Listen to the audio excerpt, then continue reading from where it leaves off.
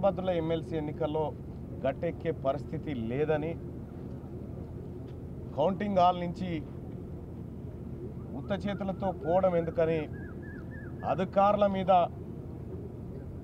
మన్నుబోసిపోయే కార్యక్రమం చేస్తూ ఉన్నారు. వాళ్ళ ఫ్రస్ట్రేషన్ను మేము అర్థం చేసుకోగలుగుతాం, వాళ్ళ బాధను అర్థం చేసుకోగలుగుతాం. ఎందుకంటే కేటీ రామారావు గారు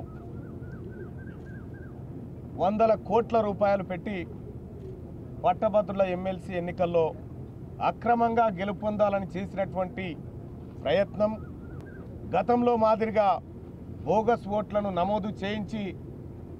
తద్వారానైనా లబ్ధి పొందాలనేటువంటి ఒక కుతంత్రం, అధికార పార్టీ అభ్యర్థిగా ఉన్నటువంటి నా పైన